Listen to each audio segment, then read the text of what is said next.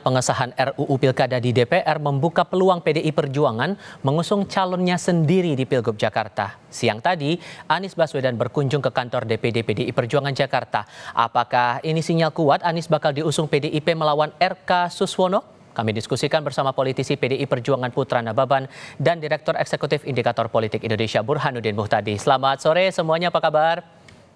Selamat sore, kabar baik, apa kabar? Terima kasih sudah hadir bersama kami. Kabar baik selalu untuk kita semua. Bang Putra, tadi siang Pak Adi Wijaya saat ditanya oleh wartawan kemungkinan Anies ini diusung PDIP, bilangnya insya Allah. Tapi kalau dari DPP, kan saya udah berapa persen nih sekarang? Iya, kalau terkait dengan kandidat calon gubernur, wakil gubernur, bupati, wakil bupati, dan wali kota dan calon wali kota itu kan ada di tangan Ibu Ketua Umum dan DPP PDI Perjuangan. Kita sudah menyaksikan beberapa daerah sudah diumumkan calonnya dan tentunya kita masih menunggu keputusan dari Ibu Ketua Umum terkait dengan calon gubernur dan wakil gubernur dari DKJ. Saat ini kita masih menunggu dan kita masih punya waktu hingga batas pendaftaran nanti sampai tanggal 29 Agustus. Oke, tapi sebetulnya ada syarat tidak dari PDI Perjuangan kalau kemudian mau mengusung orang-orang tertentu, terutama Anies kalau mau diajukan PDI Perjuangan maju di Pilgub Jakarta, Bang? Kemarin kan itu sudah disampaikan oleh Ibu Ketua Umum di saat mengumumkan calon-calon kandidat, calon-calon kepala daerah di DPP PDI Perjuangan. Dan kalau tidak salah tadi dalam press conference sudah disampaikan oleh Pak Anies sendiri. Dalam pemahaman Pak Anies kan kita mendengar bahwa yang dimaksud Ibu Ketua Umum menurut Pak Anies adalah bagaimana kita memahami kebinekaan NKRI, Pancasila, dan keberagaman dan lain sebagainya sebagai landasan fondasi dari bangsa dan negara ini. Jadi saya rasa syarat-syarat kalaupun itu disampaikan terkait dengan syarat-syarat tadi Pak Anies juga sudah menjelaskan depan Ketua DPD dan kepada wartawan terkait hal itu.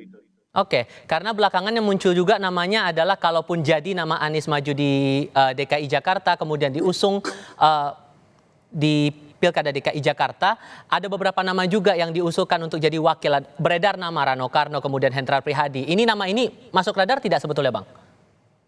Iya, nama-nama itu beredar di masyarakat. Tentunya mereka adalah tokoh-tokoh yang bukan saja tokoh yang dikenal di Jakarta, tapi adalah tokoh-tokoh nasional. Itu kan ada Mas Hendy dan juga Mas Rano gitu ya.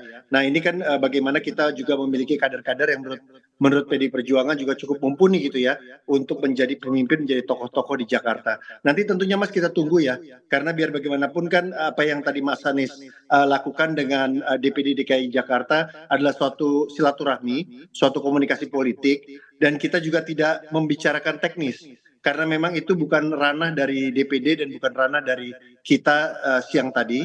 Itu adalah ranah teknis, keputusan adalah ranah dari DPP PDI Perjuangan. Sehingga kita tadi pembahasannya itu bukan terkait dengan pencalonan kepala daerah DKI Jakarta. Kita lebih banyak justru membahas terkait dengan yang terjadi selama 3 hari terakhir ini. Bagaimana terjadi pembangkangan konstitusi yang dilakukan oleh DPR dan oleh pemerintah, dan bagaimana aksi dari mahasiswa dan masyarakat madani yang sangat kita apresiasi. Bahkan tadi Pak Anies juga menyampaikan apresiasi terhadap sikap konsisten dari PDI Perjuangan di dalam menjaga konstitusi.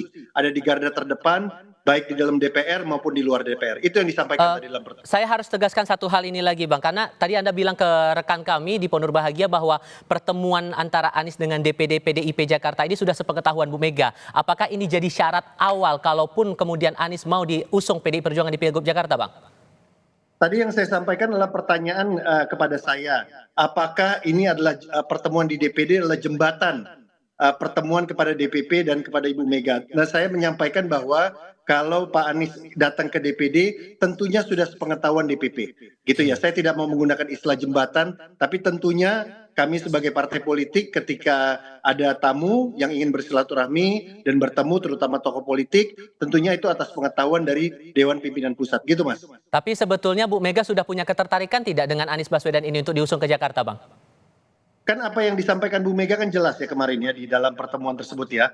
Bu Mega menyampaikan apakah Pak Anies sikap politiknya seperti apa. Istilah nurut itu kan menurut saya Bu Mega mau menyampaikan bahwa apakah Pak Anies itu sudah sejalan dengan pikiran-pikiran yang selama ini disampaikan oleh PDI Perjuangan, disampaikan oleh Ibu Ketua Umum, dan apakah itu sudah dinyatakan oleh Pak Anies secara terbuka gitu ya terkait dengan hal itu. Nah, menurut saya dalam pertemuan tadi tentunya kita tidak bicara tentang hanya kaitannya dengan pilkada, karena komitmen itu kalaupun nggak ada pilkada, kita menuntut dari semua tokoh nasional punya pandangan yang sama gitu ya, punya ideologi yang sama, ideologi Pancasila, punya pemikiran yang sama dalam Oke. konteks kebinekaan, tidak menggunakan agama sebagai politisasi dan segala macam. Itu tidak bisa kita nafikan. Artinya Oke. ini meskipun tidak ada kaitannya dengan tiket menuju pilkada, tentunya hal tersebut akan kita kritisi dan kita tanyakan dan kita tagih kepada seluruh tokoh nasional.